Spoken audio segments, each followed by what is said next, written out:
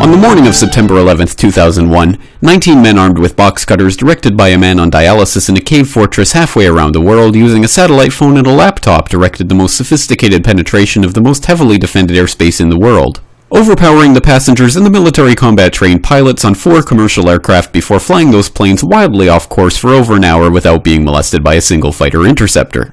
These 19 hijackers, devout religious fundamentalists who like to drink alcohol, snort cocaine, and live with pink-haired strippers, managed to knock down 3 buildings with 2 planes in New York, while in Washington, a pilot who couldn't handle a single-engine Cessna was able to fly a 757 in an 8,000-foot descending 270-degree corkscrew turn to come exactly level with the ground, hitting the Pentagon and the Budget Analyst Office, where DoD staffers were working on the mystery of the $2.3 trillion that Defense Secretary Donald Rumsfeld had announced missing from the Pentagon's coffers in a press conference the day before, on September 10th, 2001.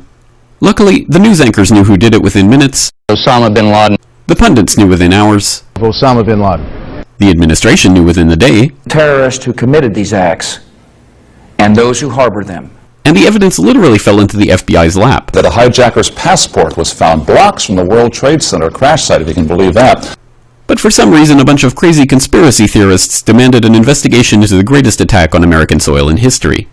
That investigation was delayed, underfunded, set up to fail, a conflict of interest, and a cover-up from start to finish. It was based on testimony extracted through torture, the records of which were destroyed. It failed to mention the existence of WTC-7, Able Danger, P-TECH, Sibel Edmonds, OBL and the CIA, and the drills of hijacked aircraft being flown into buildings that were being simulated at the precise same time that those events were actually happening.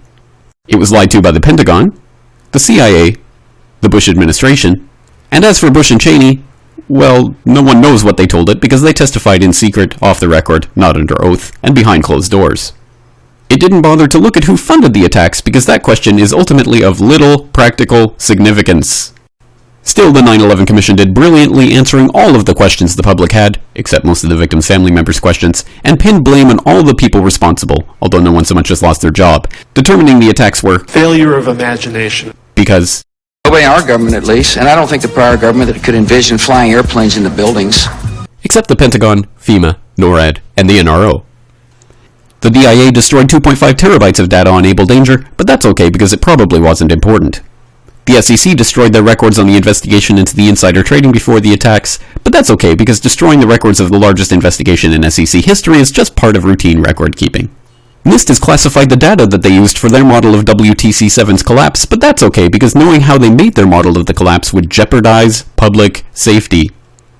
The FBI has argued that all material related to their investigation of 9/11 should be kept secret from the public, but that's okay because the FBI probably has nothing to hide. This man never existed, nor is anything he had to say worthy of your attention, and if you say otherwise, you are a paranoid conspiracy theorist and deserve to be shunned by all of humanity. Likewise him, and her. And her, and her, and him. Osama bin Laden lived in a cave fortress in the hills of Afghanistan, but somehow got away. Then he was hiding out in Tora Bora, but somehow got away. Then he lived in Abbottabad for years, taunting the most comprehensive intelligence dragnet employing the most sophisticated technology in the history of the world for a decade, releasing video after video with complete impunity and getting younger and younger as he did so, before finally being found in a daring SEAL team raid which wasn't recorded on video, in which he didn't resist or use his wife as a human shield, and in which these crack special forces operatives panicked and killed this unarmed man, supposedly the best source of intelligence about those dastardly terrorists on the entire planet. Then they dumped his body in the ocean before telling anyone about it. Then a couple dozen of that team's members died in a helicopter crash in Afghanistan. This is the story of 9/11, brought to you by the media which told you the hard truths about His head could be seen to move violently forward. And they took the babies out of the incubators.